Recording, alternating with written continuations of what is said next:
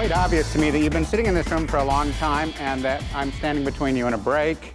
I asked Heidi to do whatever she could to lower the expectations, just to say that I was somebody that came to fix a stuck toilet somewhere here in the Hyatt, but she wouldn't go along with the gag. I'm going to be crisp and focused on trying to introduce some new ways to think about innovation patterns in the industries that sort of we're focused on collectively in the room today.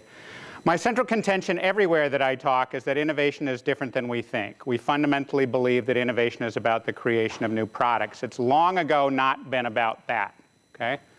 Everyone in this room should be savvy enough to know that we are in the business of creating hot platforms. I'm going to talk about platforms. I'm going to talk about specifically, because Heidi asked me to tell you about it, the 10 distinct types of innovation that drive breakthroughs anywhere that they happen, anywhere in the world. And then I'm going to talk to you about some new things, just emerging, new ways to visualize convergences. Jeremiah did a lovely job, I thought, of helping us to cut cubes out of fog in the social media space. I was deeply impressed with the logic and the discipline and the analytic rigor that he and his colleagues at Altimeter bring to these kinds of problems. We've worked with them in the past. They are systematically good at laying out issues around industries. What I'm going to give you a sense of is that every industry is now sort of standing on shifting sands, changing ecosystems.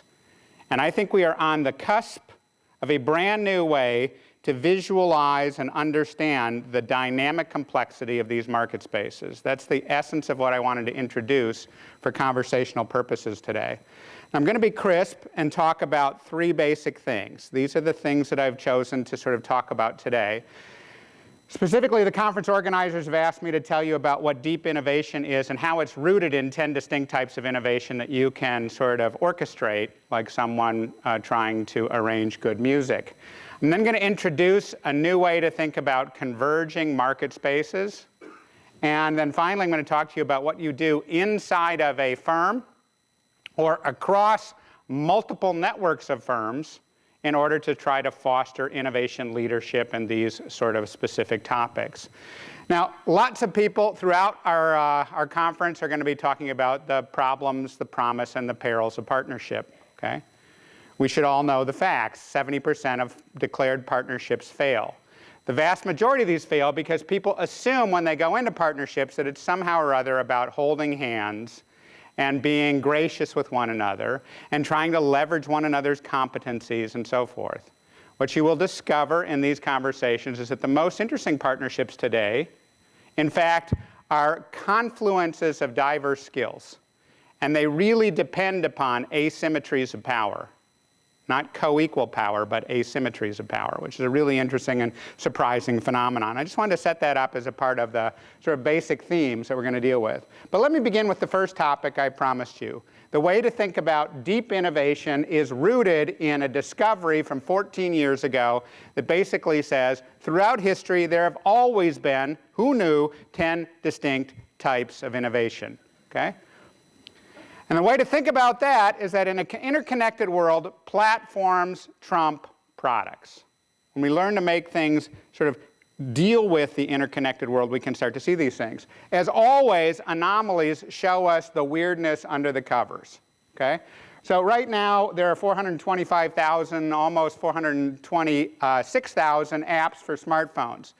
If you wanted to be the first kid in your block to collect them all and amaze your friends, you would be spending $664,170 on apps.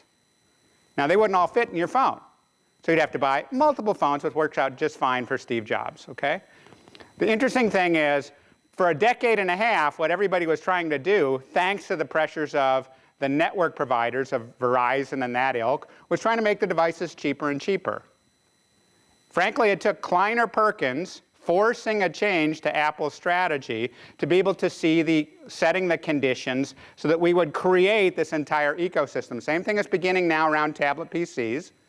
This is a radical departure in the sense that it is a sort of converged ecosystem with nobody fundamentally in control. Isn't that fun? Okay?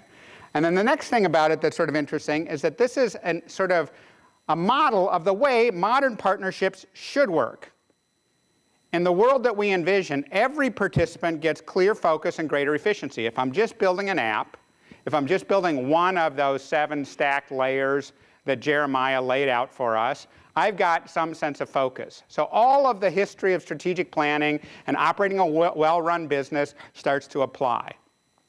But I put it into an ecosystem that has enough infrastructure, interoperability, and combinatorial elegance so that the end user gets a great experience, the end user gets the things that they want, and there's lots of community feedback to help people to pick out the things that are working well.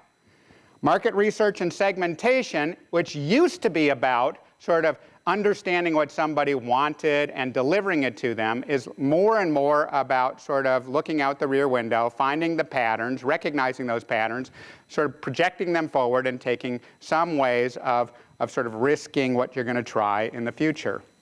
Systematically using multiple types of innovation is the way in which we get this to happen routinely and reliably, with simpler actions, lower risk, and greater sort of strategic clarity.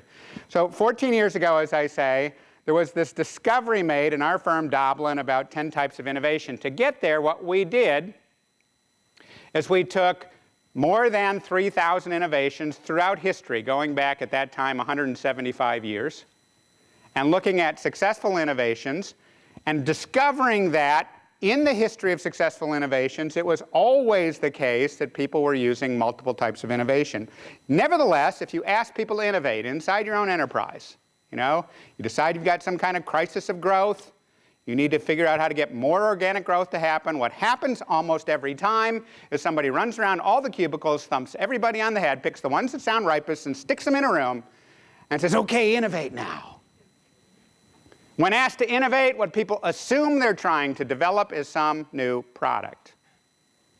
And so when I build out these types of innovation, perversely I'm going to do it from the middle of the model.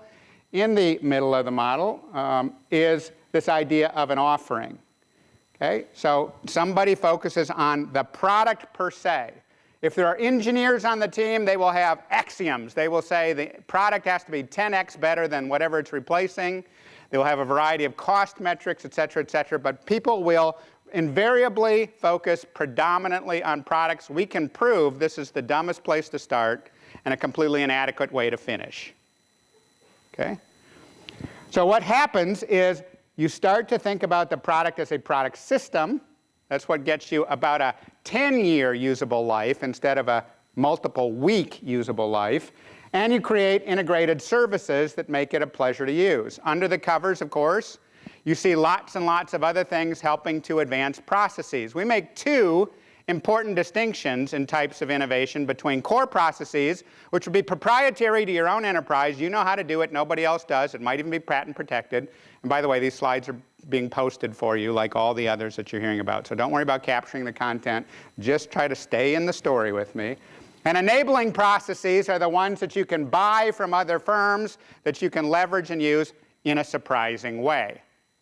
These 5 types of innovation dominate the way larger scale enterprises think, driven by their strategic planning processes and the emphasis on core competencies, which is a bloody shame because the evidence is now quite overwhelming that the other 5 types of innovation are bigger drivers of radical shifts in marketplaces. Downstream, channel, brand, and customer experience.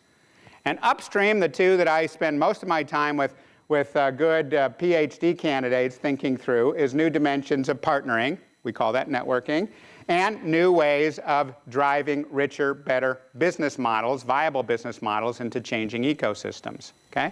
Now these 10 types of innovation should be thought of as if they were musical notes. Your job, if you want to create a breakthrough, is to create interesting music. When we are children, we like our tunes to be simple. One note at a time, melody is everything. Witness Twinkle, Twinkle, Little Star, or Happy Birthday to You, right? As we age, and as is the case with more complicated and contested marketplaces, we like our music to be more sophisticated. We like chords, we like rhythmic progression, we like richness, themes, and variations. It is vitally important that we see great modern innovation in the same way. In order to make these concepts more useful to you, I've defined them with some clarity. And when you download the slides, you'll be able to step through it and see that all of the 10 types of innovation are defined in reasonably concise ways so that it's news you can use and principles you can steal. Okay? As we like to say in the innovation business, it's a lot easier to have an idea second. So, so help yourself. It's something that we encourage people to try to use and to understand. It makes the world a better place much faster than ever before. Now, one of the things that's important about this is that grounded in our patterns of strategic planning are all kinds of things that force us to hyper-emphasize the center of the model. We call that center-weighted innovation. And we know it's an epic disaster. Okay? So when you're asked, what are your core competencies, it's a way of saying, what are you going to do next year that will leverage what you were good at last year, right? What's interesting to me is my hero, C.K. Prahalad, the guy that thought up core competencies long ago, walked away from it. He would poo-poo it ever so politely, saying when people handed him a typically very enshrined, sometimes laminated list of their core competencies, he would put it to the side and say, yeah, well, sure, if you got some core competencies, go ahead and think about that. But you want to do something amazing? You want to do something that'll change the world? Well, for God's sakes, create a wicked cool customer experience and get paid for it in some fundamentally new way. This is what caused him for the last 10 years of his life to focus on bottom-of-the-pyramid innovations, which have been so tremendously useful in radically altering the pace of innovation all around the world, okay? Now, we think that people have a hard time grasping this, and we can prove it. So when we do surveys of what people are looking at in anonymous ways of just profiling the kinds of things that they're trying to invent, what's off the charts is new products. But when you strip out the ones that lose money, and you pay attention instead to the ones that make money, you find something fairly shocking. The people that combine multiple types of innovation, and specifically from the periphery instead of the center, are the ones that make money. So let's take a look at that again. My base here is more than 10,000 innovation initiatives globally in 58 different industries. When I strip it down and look at the ones that made money instead of the ones that lost money, the base goes to fewer than 200, and the choices are very different. I call this being conscious about the types of innovation that we're trying to use right from the beginning so that we create next generation Facebooks and iTunes music stores instead of the kinds of things that are just going to sort of crowd a marketplace, confuse the customers, and get very low return on investment. Everyone looks for Pareto optimization, right? And it's really interesting how asymmetric it is in profound innovation. Fewer than 2% of innovation initiatives globally in the last 10 years have generated more than 90% of the global economic value added. Isn't that interesting? What's fascinating about this, we had one client ask us about the covariance of the types of innovation. Specifically, they were saying, if I change one, how many others tend to come along for the ride? This very elegant piece of analytic work, done with the help of my colleagues at Monitor, was able to reveal to us something, again, vitally important to understand. Innovation, very simplistically, skews into two kinds of levels of ambition. You're either doing simple innovation, which is 3 or fewer types of innovation, or you're doing sophisticated innovation, which is 5 or more types of innovation. And the rule of thumb, maybe the one thing you want to try to remember from our conversation this morning prior to the break, is that it takes 6 or more types of innovation orchestrated with care to change the world. Okay? That's when you get to the threshold that you're doing enough things that you're sort of getting the attention of customers, you're stunning, often wrong-footing and confusing competitors, you're attracting a new breed of partners, and you're doing something important enough and tough enough that it's likely to last without meaningful competition for a decade or so. Now, we think people get this more easily if they can see some quick examples. And in that little computer that we finally got working there in the back, I have more than 3,400 cases deconstructed in terms of the types of innovation, all right? So it's, once you get used to this, you start to see it everywhere.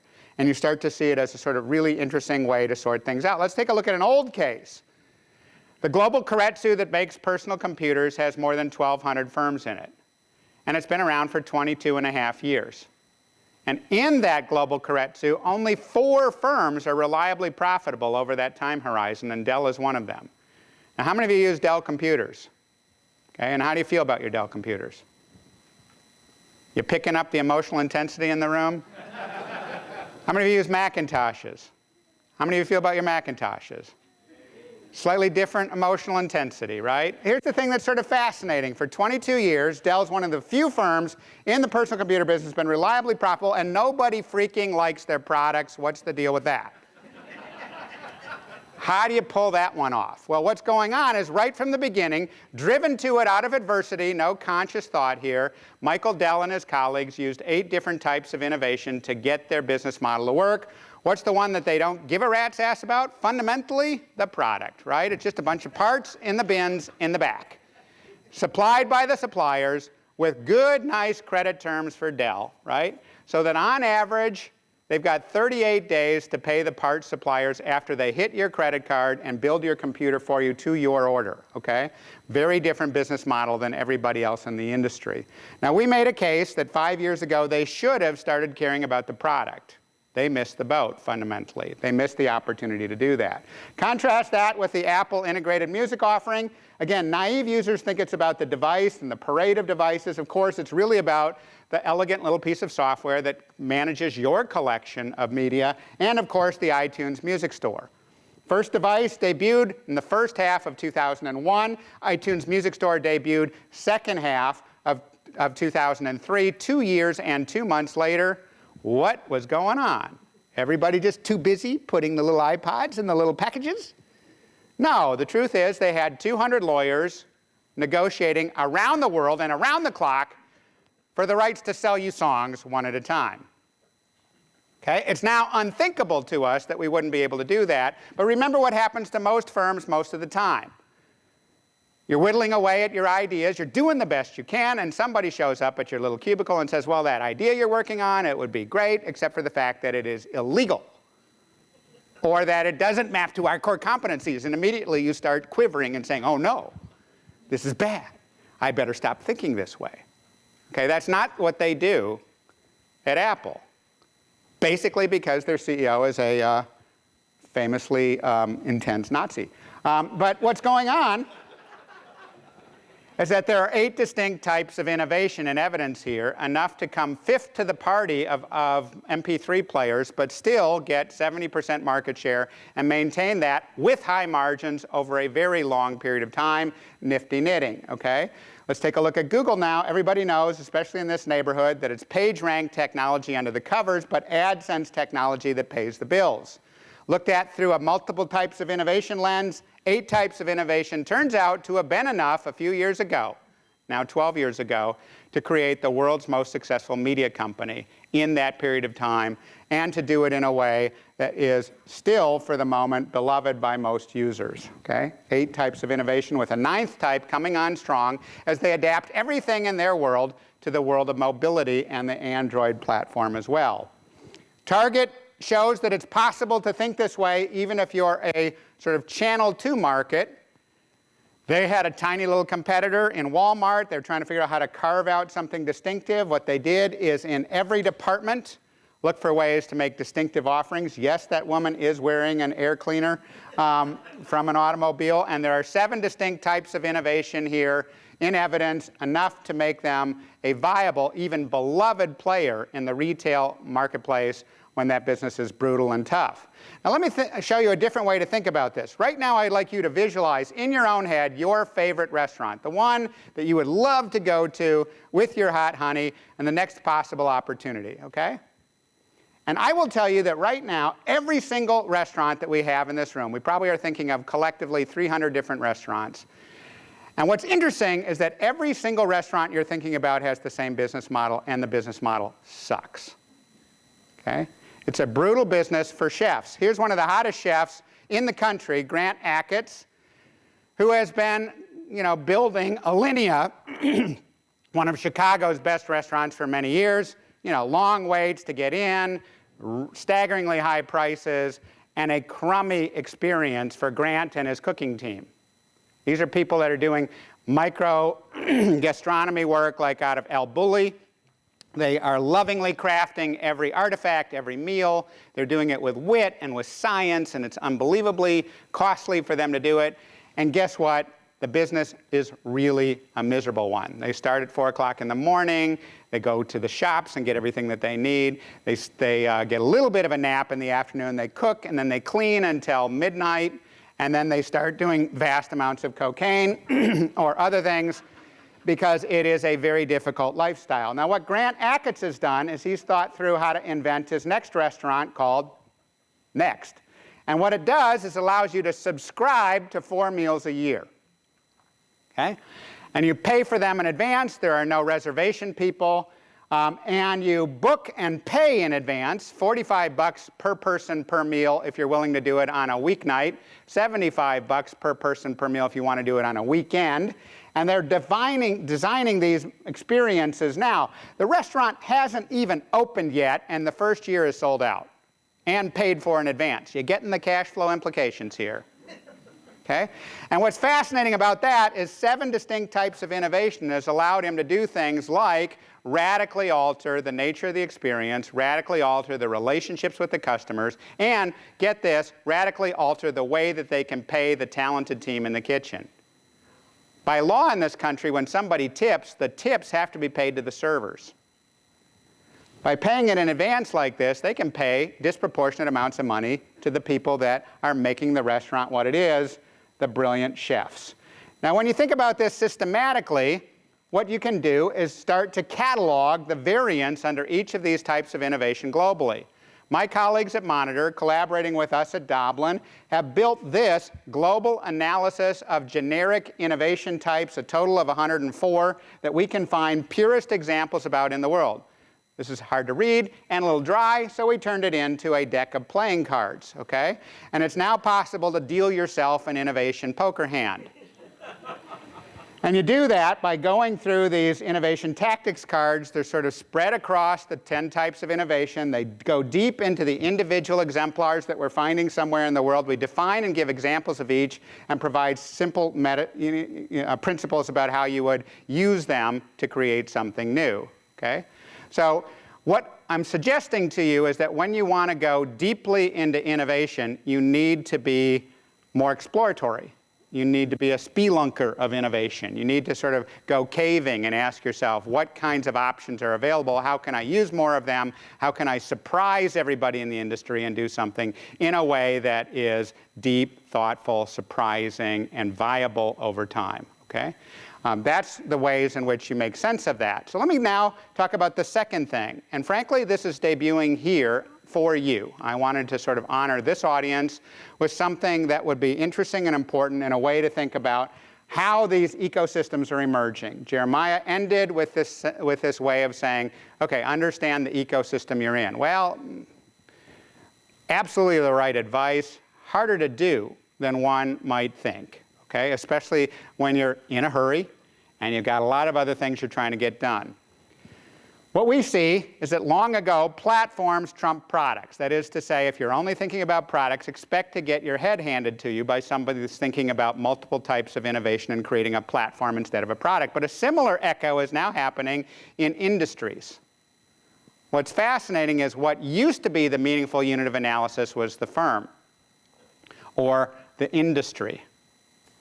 And instead now, what we're seeing is that ecosystems are trumping firms. We have to update Michael Porter, the founding partner of my firm, Monitor, okay?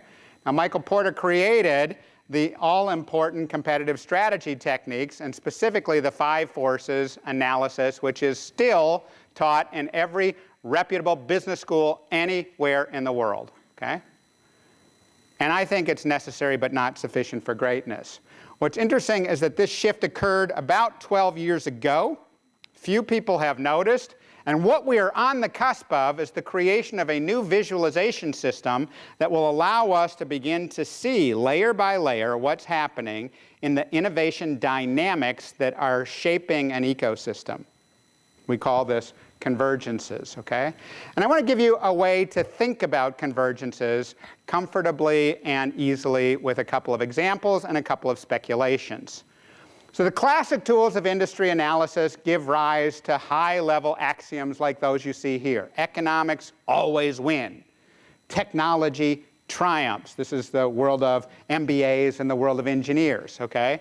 Be careful to watch for new entrants like the Tesla or the Prius or the Volt, and substitutes like Zipcar or something else. So if you wanted to understand the automotive an industry such as it is, you would want to do lots of classic 5 forces type analyses. But I'm here to tell you that I don't think that gives you the really interesting way to think about it now.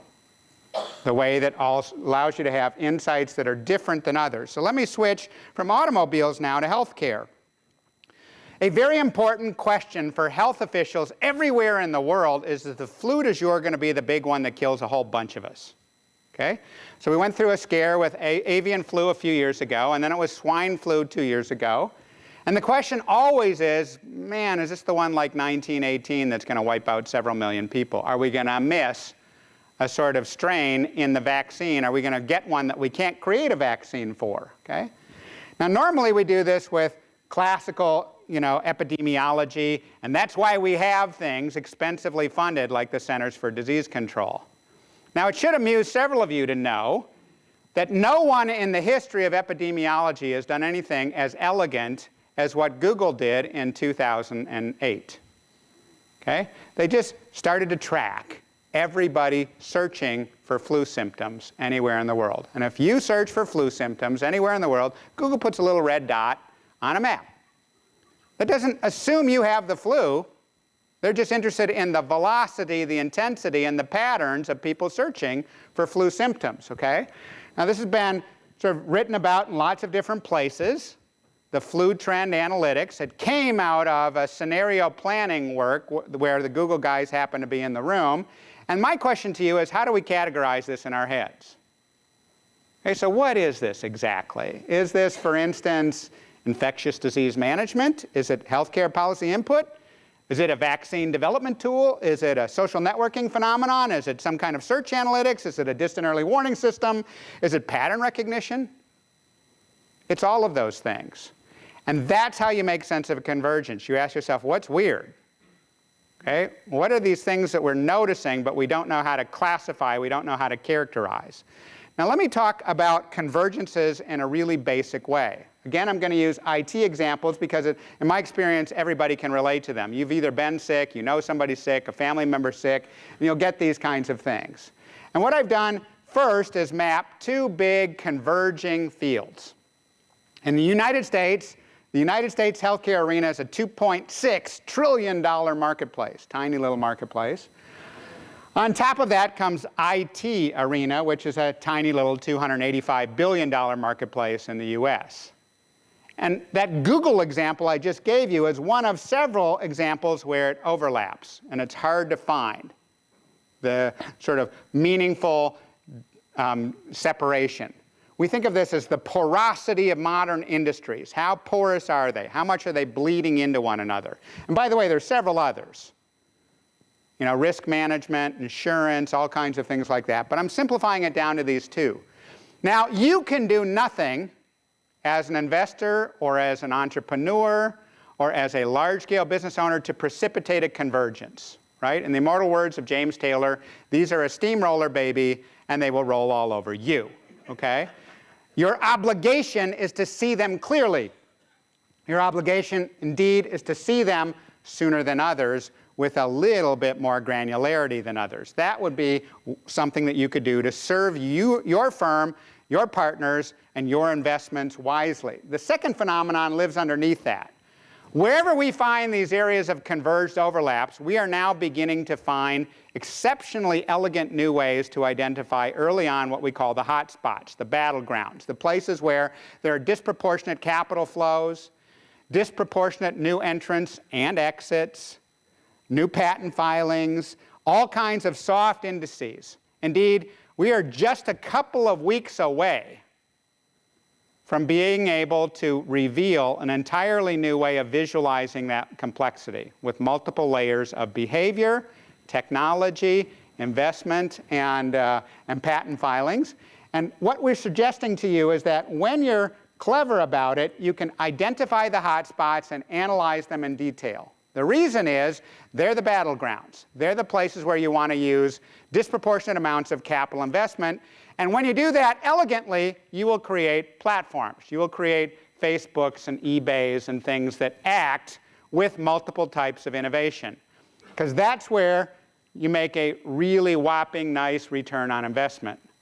So your job is to foster these, but the whole way of thinking here helps you to figure out where they're going to come from. Convergences tell you what is changing in the world. Hotspots tell you what the battlegrounds are right now. Platforms are how you sort of invest your scarce resources into creating breakthroughs. Now, the term platform was popularized 34 years ago in the United States automotive industry, and they've been kind of confused about it ever since. Okay? What they missed entirely is that in modern platforms, the kind that are preferred here in California, what you see is an integrated experience that's holistic, only loosely controlled by its platform owner, and characterized by interdependent products and services that come from lots of partners, which is why this conference is so important and why I wanted to visit with you. Okay? Savvy players playing along at home will notice that 5 of the 10 types of innovation are embedded in the definition of modern platforms. So if you've decided to create a platform, you've already decided to do some pretty sophisticated innovation. The question is, how do you de-risk it? Now, these are the most popular consumer platforms in the world. Punchline, the least valuable of which is worth $1 billion US. Okay? And these are the most popular business-to-business platforms. You could be on the top of the Himalayan mountains doing nothing but practicing your tantric breathing and have no support team at base camp. And that's the only way I can think of for you not to be using every one of these every day. You just don't know it when you're doing it. Okay? And the least valuable is worth $10 billion US. This is how we get to a deep form of innovation that's valuable and interesting. Now, one more thing to sort of observe about these convergence patterns that we're noticing and that we are now adding a great deal of analytic rigor to. They're coming in 2 broad degrees. We call one direct industry shifts. When one of these is hitting your industry, if you are not dealing with it, you are in a world of hurt. Okay? Borders declared bankruptcy this morning. And it's a classical example of a media firm that missed what was happening to trade, analog dollars for digital dimes. Okay? And lots of other direct industry shifts hit you immediately, and action is not optional. You have a very short period of time to grapple with the new forces that are affecting your industry. There are also indirect multi-industry shifts. We'd all like to be greener, wouldn't we? We'd all like to see the world get healthier as quickly as possible. We know that cloud computing is lurking out there despite the baffling ads that Microsoft is committed to running. Okay? We understand that risk management is a part of modern life. We understand that, that security issues are hitting us all everywhere in the world in brand new ways. But those indirect multi-industry shifts manifest in a completely different way. Almost nobody has a sense of urgency about being the greenest firm in their sector. Okay? It is something that, as much as we'd all sort of softly like to do it, we tend to be able to defer those investments into the indeterminate future unless and until we get some very focused companies that try to foster it. And they discover they have a really hard time marketing. So what you will be able to see soon is visualization techniques, heat maps, if you will, that show the heat maps in the top very intense. The heat maps in the bottom tend to be much softer, more diffuse. Where the top is, red, yellow, hot fires, the bottom is sometimes little tiny glimmers that you see like a field of fireflies in June. Okay? At the top, the direct industry shifts are urgent. They're never optional. Fail to address them, and you are in existential threat. At the bottom, there are opportunities for reframing, rethinking, reinvesting, combining, and partnering in brand new ways. For those of you that are interested in deep partnering, the partnering strategies on the bottom half are radically different and much more interesting because it's a very important way to de-risk action across an entire sector. The best of these act like coral reefs.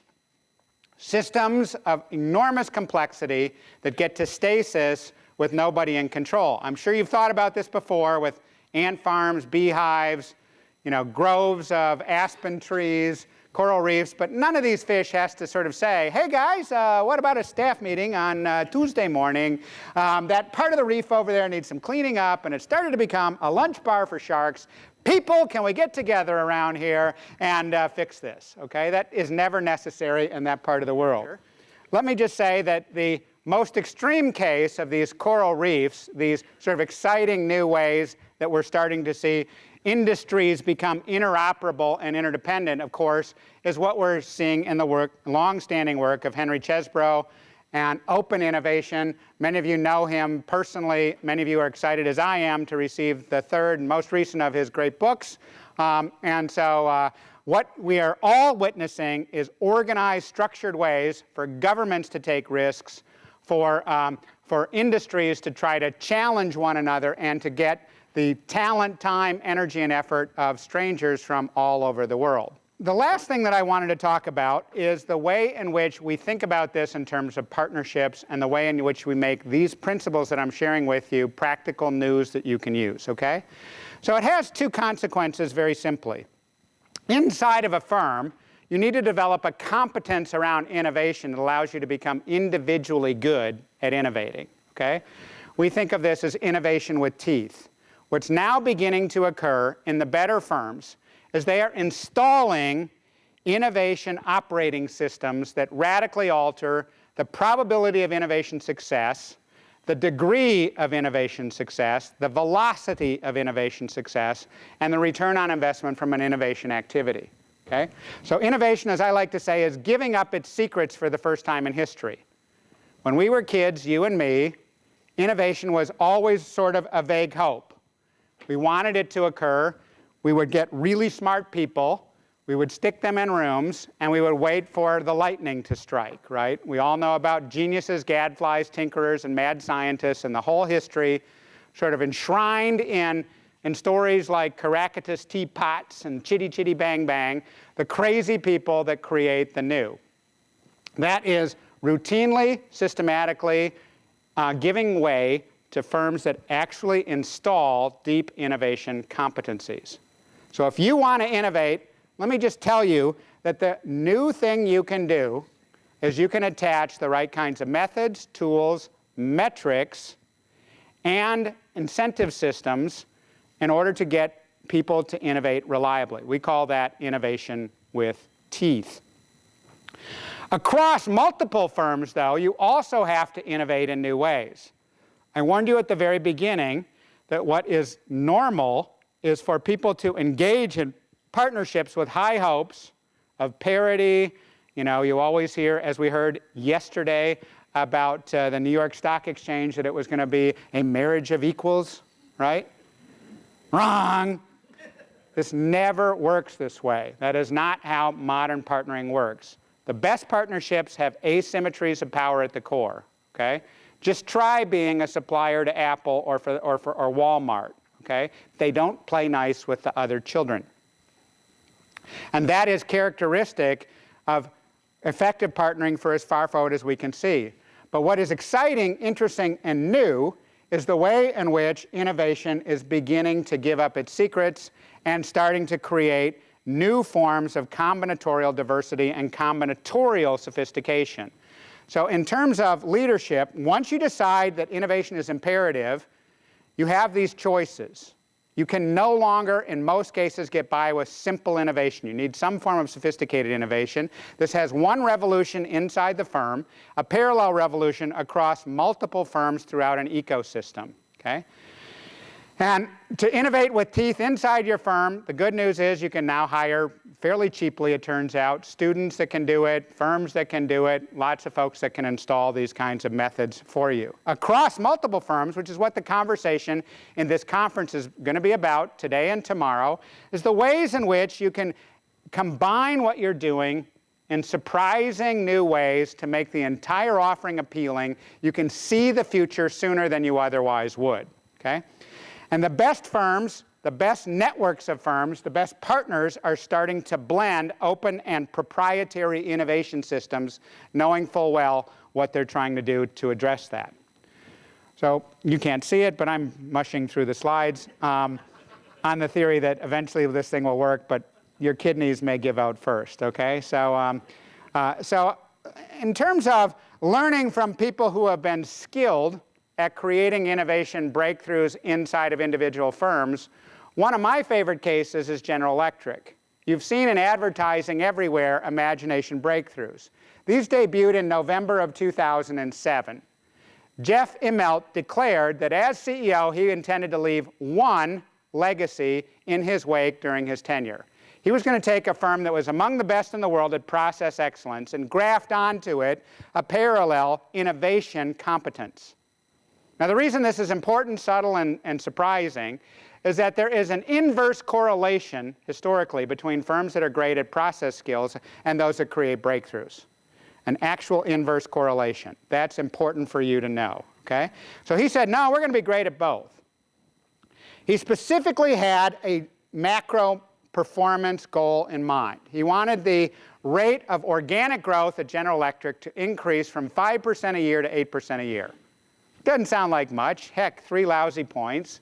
But in a company the scale of General Electric, that is the equivalent of declaring that we are going to build a Fortune 50 company every year from things that did not exist the year before. Never been done before in human history. Nothing ever like it. Now here's how it works. Again, we helped to design this program. What General Electric does every single time is they take programs like this and then they close down the doors. The consultants never get to see what happened afterwards. I have only a partial window into the performance data. But the last I knew about the performance is they had created more than 190 innovation breakthroughs, imagination breakthroughs throughout General Electric. The special kind that are about sustainability called eco-imagination breakthroughs, and every business unit is required to have at least 4 of those a year, is 400% ahead of schedule in getting return on investment targets. They committed $5 billion in investment dollars, expecting to generate $25 billion in incremental revenues associated with those by the end of 2010. And still I'm trying to get the data about whether or not they hit that, but all the evidence was that they were going to hit it. And they have done it in the following ways. Again, a simple principle. Every business unit every year needs to identify its high-performance young people. Those folks are at some point tapped to go to the training center in Crotonville, the Jack Welch Learning Center, they now call it. You're told to pack for 3 weeks. You will not be going home.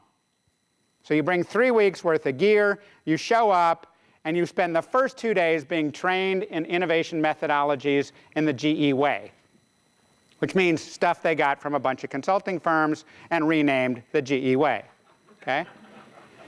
And so you get sort of extruded through the specific way they want you to think, and then on the 3rd day, you are met up with one of the business unit heads at General Electric. There are about 80 businesses at General Electric, each one of which is larger than $1 billion in incremental revenues, and annual revenues, okay? These are all big businesses. When you meet one of these business heads, it's a really big deal. You're in a cohort of about 4 other people, none of whom you've worked with before, and none of whom has worked in that business before.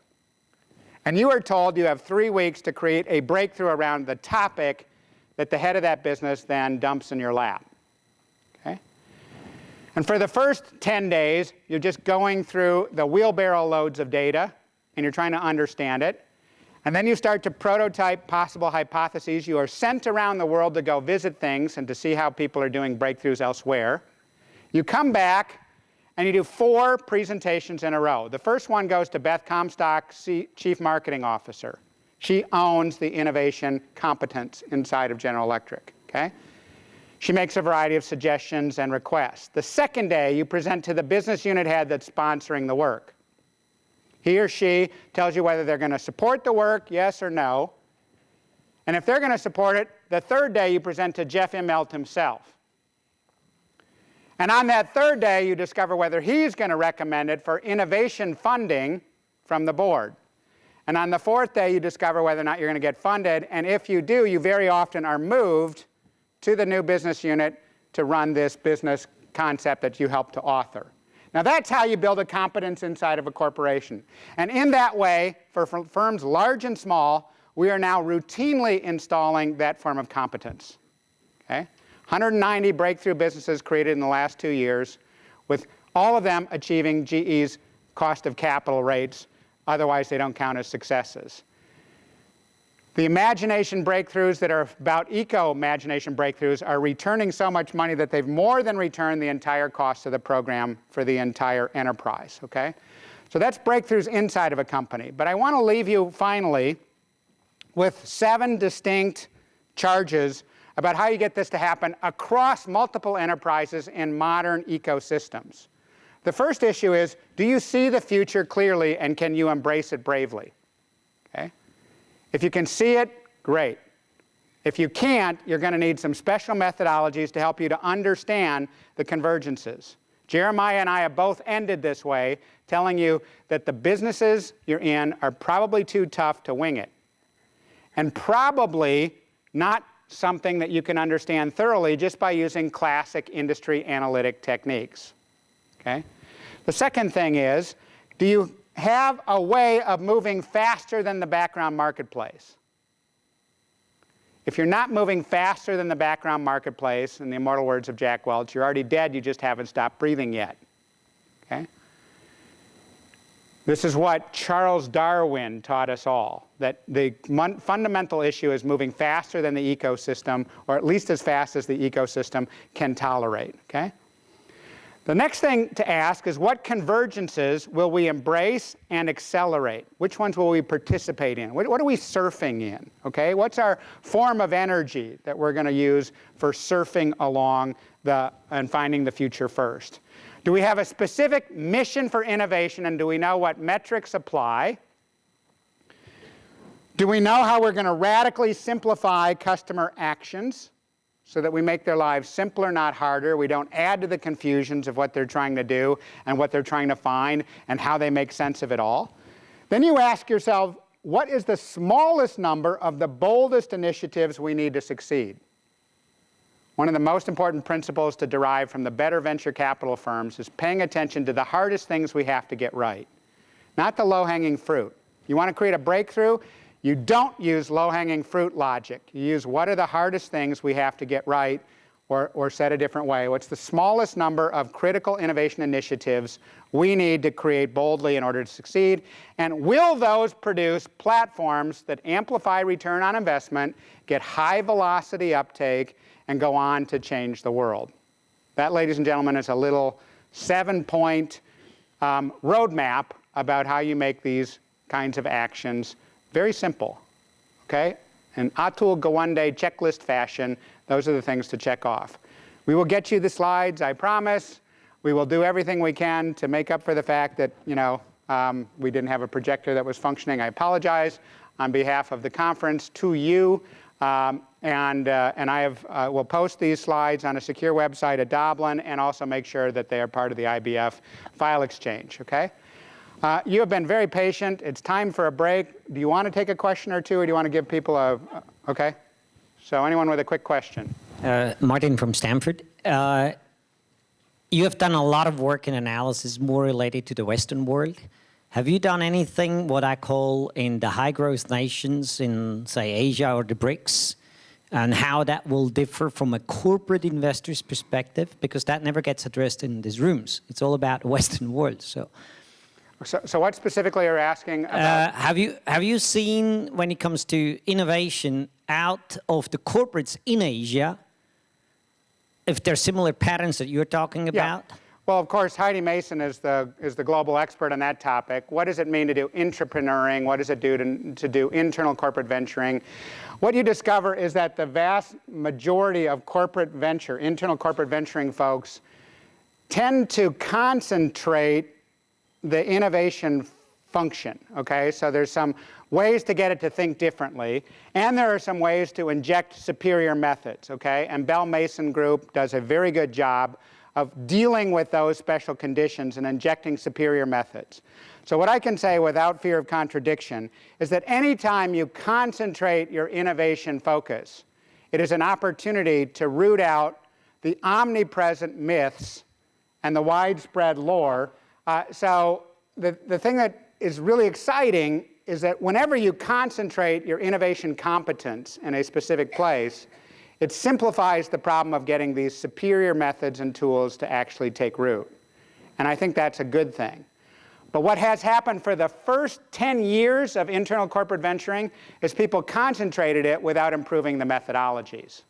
And so they got just really expensive failures and really embarrassing failures that were easier to track, okay? So understand that everything I was talking about is about sort of rooting out lore and substituting logic, eradicating myth and substituting method. Anytime you create a corporate internal innovation unit, a corporate venturing unit, you have a better opportunity to do that without having to re-educate everybody in the firm. So that's a plus. Anyone else with a quick question? Yes, sir. If you just shout it, I'll repeat it. Sure. You mentioned GE is a good example for the internal venturing. How much does the GE model work with the eco-imagination funds that have been setting up in healthcare and clean tech and media? Well, I'm not sure I understood everything that you said because I couldn't quite hear the. Sure. GE, you were talking about the $5 billion they were spending for the internal work that they were doing with the business units. Mm-hmm. How does that work with the work that they're trying to do by setting up funds to tap into the external sort of entrepreneurs? Well, one of the things that GE has struggled with in the current economic meltdown is that the vast majority of things that GE sells are essentially business to business or business to government sales, right? And so what's interesting is it's been very difficult for some of these most interesting innovations to get the level of uptake that would be most meaningful and frankly most, I think, properly reflecting the value of the innovations that they've created. They are, however, systematically doing interesting partnerships. So one of the most interesting ones in the radical creation of new energy systems is the GE experiment with Hitachi. Are you familiar with that one? Okay, so this is one of the most exciting ones that might just save all of our cheeks everywhere in the world. They have created with Hitachi something not stable yet. It's going to take about another 11 years to stabilize, they believe. But it's the exact same footprint as a coal-fired plant. And it's nuclear. And in modern nuclear plants, the kind that people use everywhere in the world today, about 3% of the uranium-235 atom is used before the uranium source is exhausted. And these new generation, much smaller uranium plants or nuclear power plants that GE and Hitachi is invested in, they can use more than 91% of the uranium molecule, which means there's almost no waste being generated, and it can be safely stored on site. So you don't have to have a depot somewhere where you're dumping nuclear waste. And it's so much more efficient, and it effectively has a very different carbon footprint than any other source of energy on planet Earth. Now again, that's 10 years out. And they have taken those kinds of long-term bets and compelled partners to do it while also promising that they will engineer the acceptance of many governments around the world during that period of time. So that's how they're de-risking very large-scale innovations. Very little of that, by the way, applies to firms that are not of the scale of General Electric. So I often think the General Electric examples don't transfer well to other firms that are much smaller. So I don't know if I answered your question completely, but I'd be happy to do so more deeply during the break. Anyone else with a quick question? Actually, I think we're going to. Thank you. That's very nice to do for the victims who've been here patiently for a long time. It's a pleasure to be here with you. I really appreciate it.